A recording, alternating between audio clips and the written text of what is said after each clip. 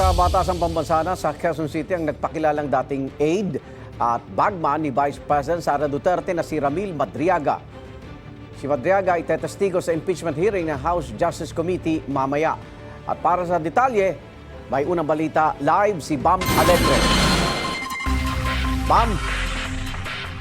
Again, good morning. Narito na sa House of Representatives si Ramil Madriaga, yung nagpakilala na dating aide at di umano'y bagman ni Vice President Sara Duterte.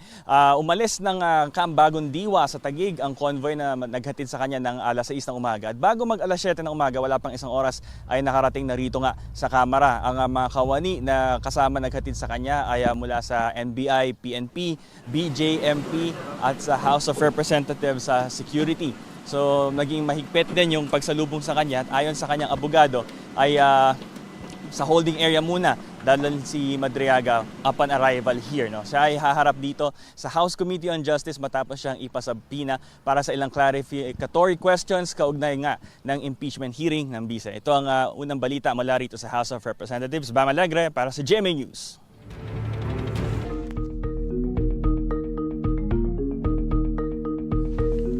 Hiniling ng asawa ni Vice President Sara Duterte na si Attorney Man Scarpio sa Quezon City Regional Trial Court na pigilan ang paglalabas ng income tax returns sila ni Duterte sa House Justice Committee. Bago naman ang impeachment hearing mamaya, lumabas ang isang dokumentong pirmado ng nagpakilalang dating aide at bagman na si Ramil Madriaga. Ang mga detalye sa unang balita ni Tina Panganiban Perez. Nakuha ng GMA News ang liham na ito mula sa isang reliable source sa kampo ni Ramil Madriaga. Sulat kamay, pirmado at may petsang April 11, 2026. Si Madriaga ang nagpakilalang dating aide at bagman umano ni Vice President Sara Duterte at isa sa mga pinahaharap na testigo sa impeachment proceedings na isinasagawa ng House Committee on Justice. Sa dokumento, tinukoy ni Madriaga si FPRRD, ang initials ni former President Rodrigo Roa Duterte. Noong November 2021, binanggit daw sa kanya ng dating Pangulo na hahayaan daw tumakbo si Bongbong Marcos bilang Pangulo kasama si Sara Duterte. Pero kukunin nila ang pagkapangulo pagsapit ng taong 2025. Ito raw ay para mapalawig ang kontrol ni Duterte sa gobyerno at gagamitin lamang si Marcos bilang political tool. Pagkatapos daw manumpa sa tungkulin ni VP Sara noong taong 2022, sinabi ng dating Pangulo sa isa namang pulong kasama si Madriaga at ilang retiradong general, ang plano niyang alisin sa pwesto si Pangulong Marcos sa anumang paraan.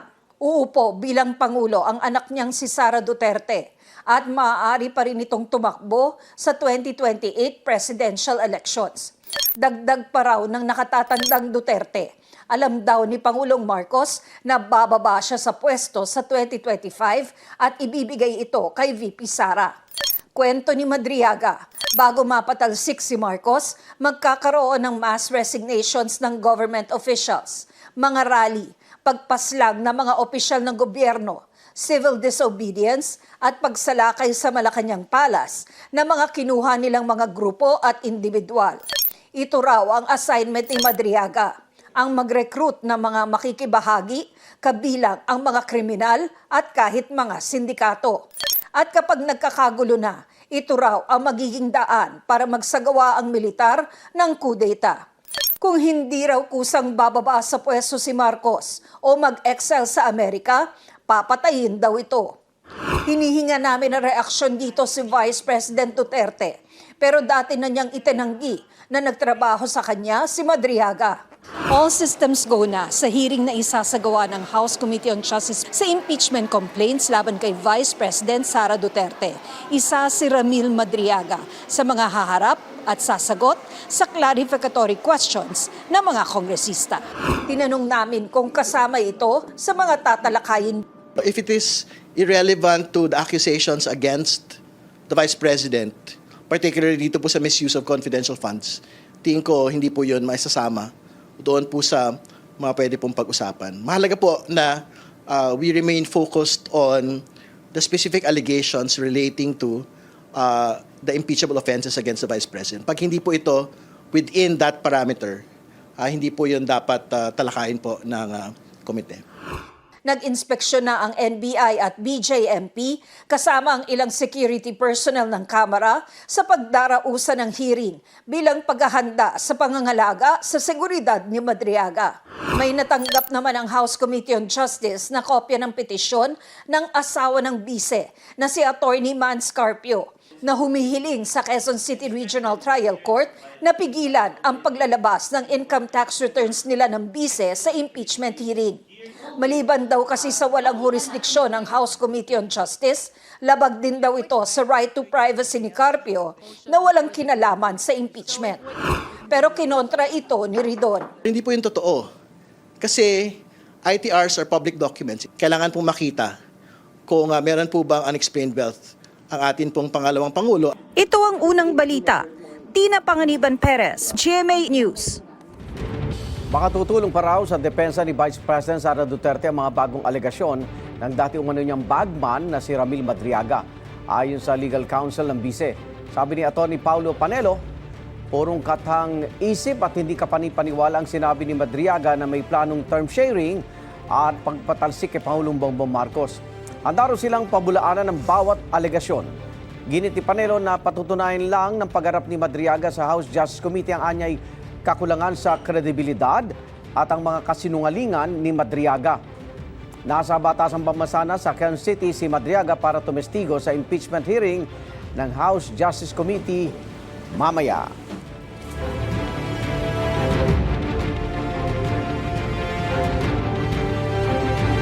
Pinilaga ng Malacanang ang sinabi ni Davao City Mayor Baste Duterte na self-destruction daw para kay Pangulong Bongbong Marcos sa pagpapaimbestiga sa flood control projects. Siya nagbukas ng usapin ng flood control na may mga ghost project. Kaya ako tumahimik talaga. Kasi hinayaan ko na mag-self-destruct yung kasi alam kong sasabog sa mukha niya yan. Ang pagpapaimbestiga sa maanumalyang flood control projects ay self-destruction para sa Pangulo. Parang kakaiba po yata ang kanyang pananaw. Kaya ba hindi nagpaimbestiga ng malaliman ang nakaraang administrasyon dahil magiging self-destruction sa dating Pangulong Duterte? Sabi pa ni Palace Press Officer Undersecretary Claire Castro, hindi dapat pagtakpan ang sinuman kahit pa mga kaalyado ng Pangulo ang matatamaan sa investigasyon sa questionabling flood control projects.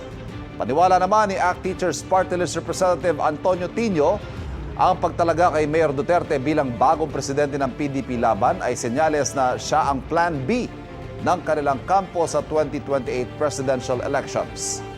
Sabi ni Tino, baka kinakabahan na mga Duterte sa kahihinatnan ng impeachment laban kay Vice President Sara Duterte.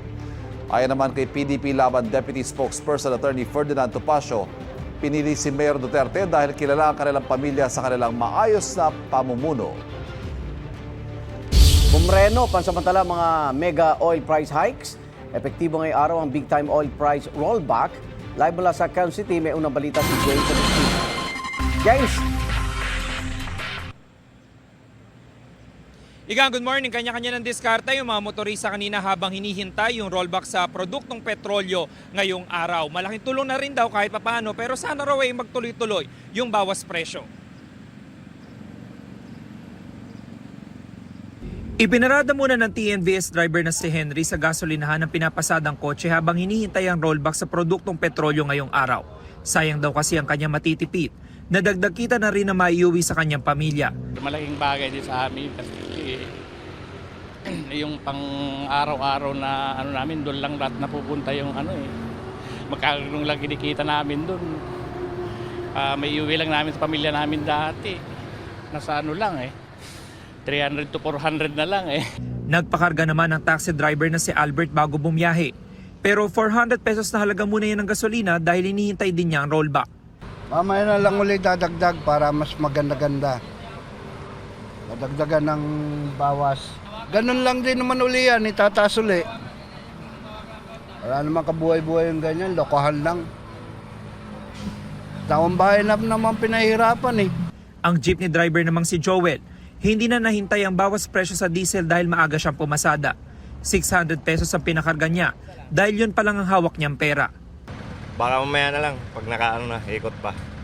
Ano masasabi niyo sa rollback ngayong araw? malaking tulong na rin yun. Alas 6 ng umaga nang ipinatupad ng bawas presyo. Mahigit 4 na piso ang tapya sa kada litro ng gasolina, habang mahigit 20 piso sa diesel.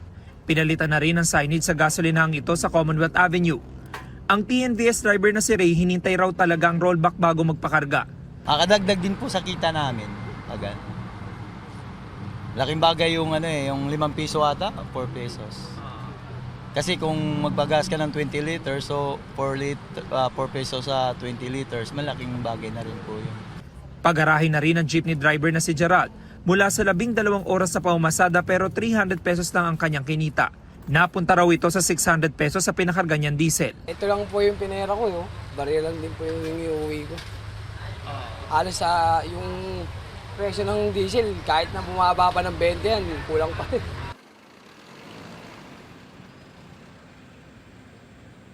Samantala, Igan, sabi ng Department of Energy ay magkakaroon din ng 10 pesos per liter na discount. Yung mga jeepney drivers, epektibo po yan ngayong araw. Pero doon sa pag-iikot natin sa ilang gasolinahan dito sa Commonwealth Avenue ay hindi pa po yan pinapatupad. Sabi ng isang supervisor ng isang gasolinahan ay naghihintay lang din sila ng abiso. Yan ang unang balita mula po rito sa Quezon City. James Agustin, GMA News. Nasa 8,000 tricycle drivers at operators ang bibigyan ng 5,000 pisong ayuda sa Quezon Memorial Circle ngayon. Sila ang mga hindi pa nakakatanggap noon ng cash aid ng gobyerno. May unang balita live si Alan Gatus ng Super Radio DCWB. Alan. Igan, nagsimula na ang special payout ng ayuda ng DSWD para sa mga tsuper at operator ng tricycle na hindi nakasama sa naunang pamamahagi ng tulong sa Quezon Memorial Circle sa Quezon City. Nasa 8,000 tsuper at operator ng tricycle ang nakatakdang mabigyan ng 5,000 pesos na ayuda. Sakop nito ang mga tricycle driver mula sa mga lungsod ng Quezon, Marikina, Pasig at San Juan. Ikinatuwa naman ito ng mga tsuper na nagsabing malaking bagay na rin ito sa gitna ng mataas na presyo ng produktong petrolyo. Samantala mamayang hapon, magkakaroon din ng special payout para sa mga unclaimed o hindi nakuhang ayuda dahil sa kabiguan ng mga tsuper na magpakita ng sapat na requirements. Tinatayang aabot sa 4,000 na tsuper at operator ng tricycle ang kasama sa listahan. Igan? Maraming salamat, Alan Gatus ng Super Radio DCWB.